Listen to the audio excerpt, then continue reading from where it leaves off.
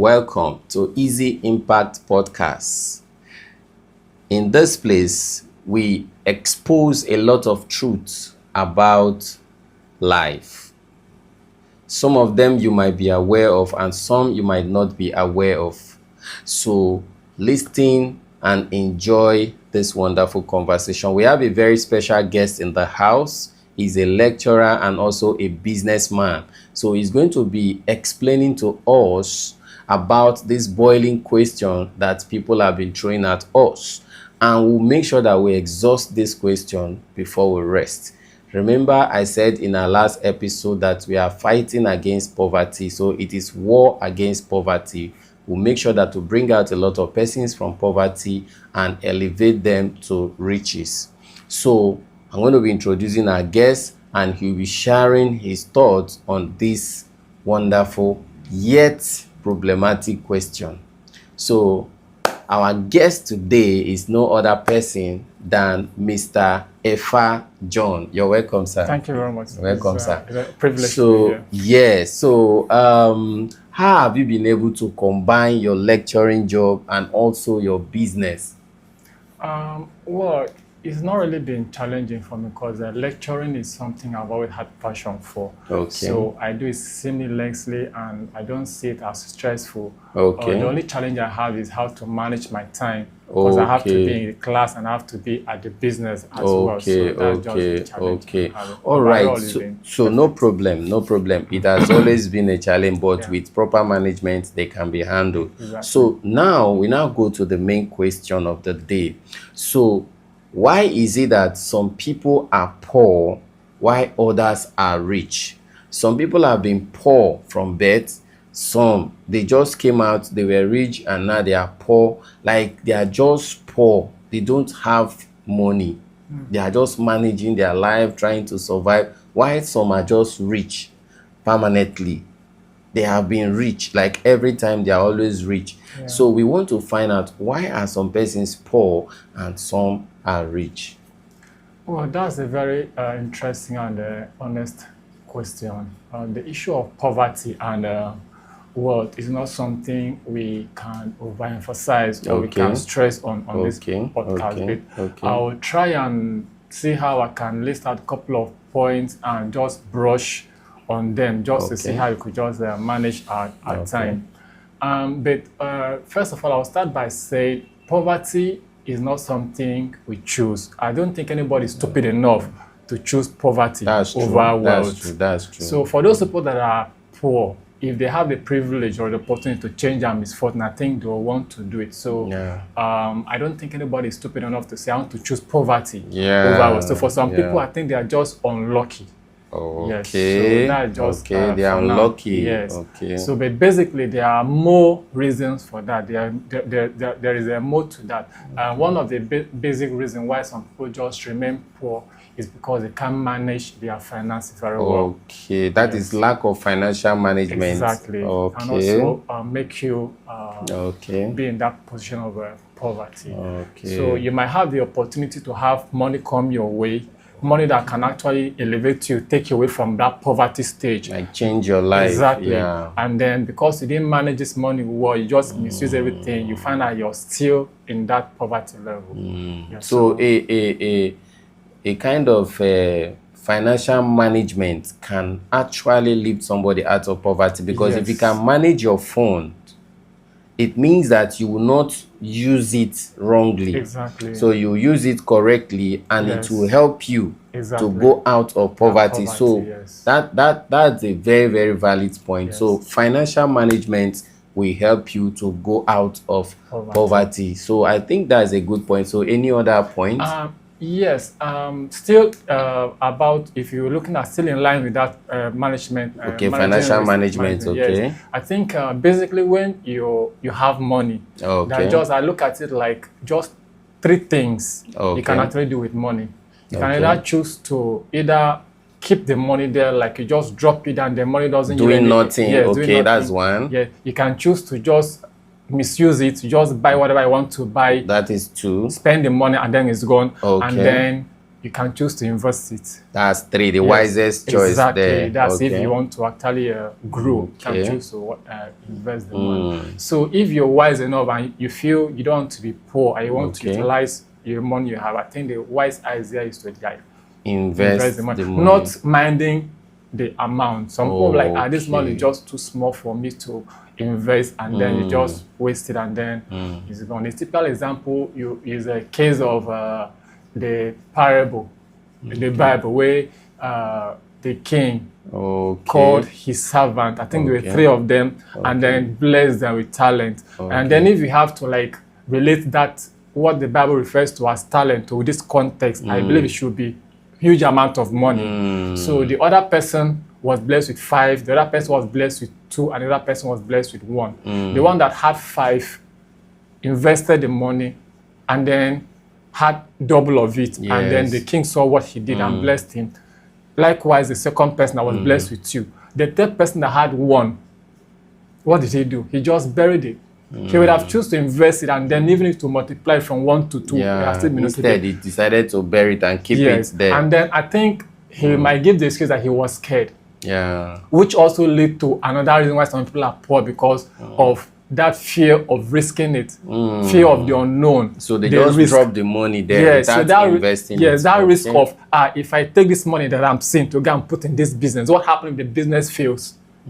So that risk of, that fear of taking a risk just makes some people just stay where they are. They are afraid of taking, drop the money they're afraid of taking risk. So with this now, I can boldly say that if you have something in your hand, instead of just dropping the money in the bank or just saving the money in your house, I think you should actually invest that money.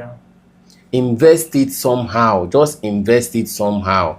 I think that should also lead to even investing it in yourself. Exactly. You can also invest in yourself. Maybe use it to acquire a knowledge or a skill, which leads me to the next point, which is try and like acquire a skill, develop yourself, and see how you can work on yourself, and then see what works for you.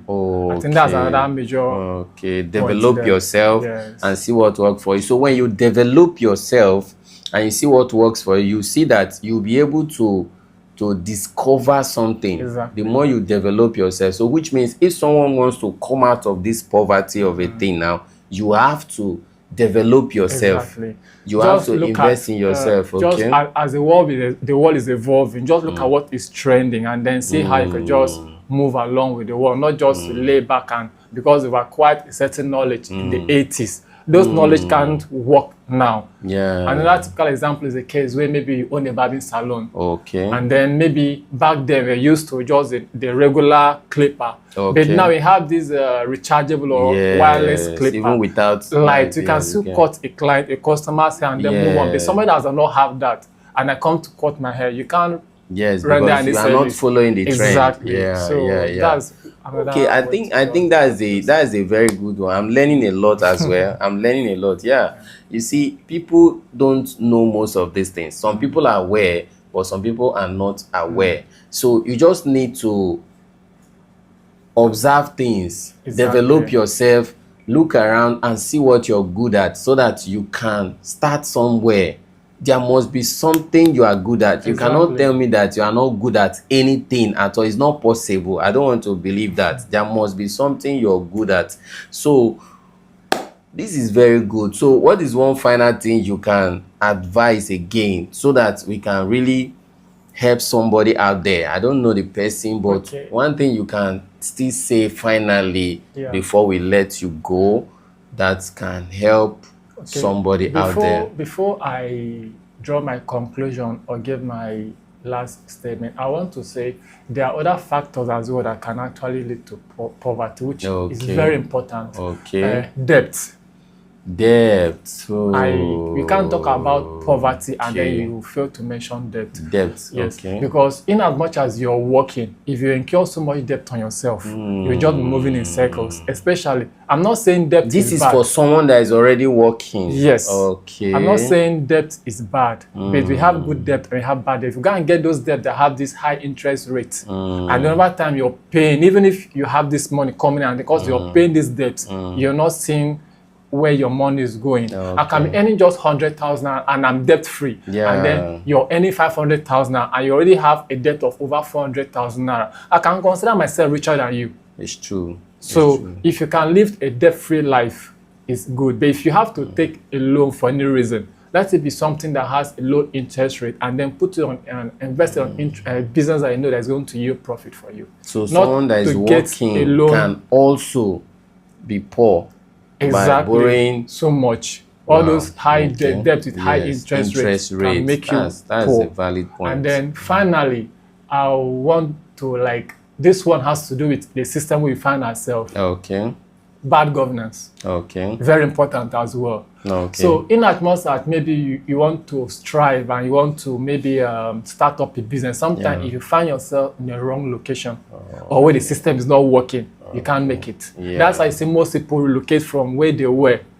And then, or most of these celebrities as well, like artists, they feel they set up for them to excel is Lagos. Okay. So they relocate from where they were to Lagos. So if you find yourself in the wrong place where you want to excel, you have to move and see where your talent will be, that will yield more result. So like another example is the case where you have this country called Malaysia. Okay. You saw how the government were able to turn their misfortune with just oil palm. Palm oil, exactly. So the whole place now becomes, they are like very, very one of the richest country. Same with I think Dubai. Dubai, yes. Majority of their landscape is covered with how is it called? Desert. Yeah, exactly. desert, but they'll be able to turn that around and turn that place to one of the most visited countries in the world. So if you have a system that works and good governance, I think the people around as well will going to benefit from this. So if you have a place where the government are just selfish and then they are not interested in nothing just no matter how much you try. So I think good governance as well plays a huge role as well. Good governance. Yeah. That's true, because if the government is working and they are not selfish, like you said, there will be a lot of opportunities to actually remove people from poverty. Maybe giving out grants, steady light, all this kind of stuff. It will really help to motivate and improve businesses. Exactly. Wow, this is very, very, this is even more than I expected, but it's really good. Yeah. It's really good. So any final word before we go? Yeah, I think on the final note, I want to just say this, that for those people that want to go into business, you don't just follow the crowd. Okay. Because I went into a POS business and it's working for me, doesn't mean you should also go into a POS business. Okay. Because there are a lot of factors you have to consider. Yeah. So just look at it and think of what you're good at, what you love doing. So don't just follow the crowd, follow the wagon, because this is what is in vogue. This is what people are doing. You just rush into it without knowing the risk involved. So just know what works for you. I think that's just basically. And then I think even if you fail, don't see it like a setback. Yeah. Just see it like, okay, I have to learn from this mistake and then try. Many billionaires, they fail, they try several times and it didn't work out. So they keep trying. So that's just it. All right. So you have heard, I told you that you should expect a lot from our guest, Mr. Ifa John. So now you have heard, please listen to this again so that you can learn one or two and help yourself. You cannot just be in that condition. You need to move out and step up. You have to stop dreaming and start building something. We are fighting war against poverty and want to make sure that we defeat it. So you must change your level. You must do something with your time and with yourself. So thank you very much, Mr. John. So please subscribe to our YouTube channel. So please, can you tell our viewers to subscribe to our YouTube channel, Izyimpact? Please. As you're watching this, please try and hit that subscribe button for more, because there will be more coming in going forward. This is just the beginning. Yes. This is just the beginning. So you have heard. Please subscribe, and we promise to bring you more answers to this wonderful question between poor people and rich people. Thank you very much. God bless you for watching. All right. Thank you, sir. Thank you. Okay.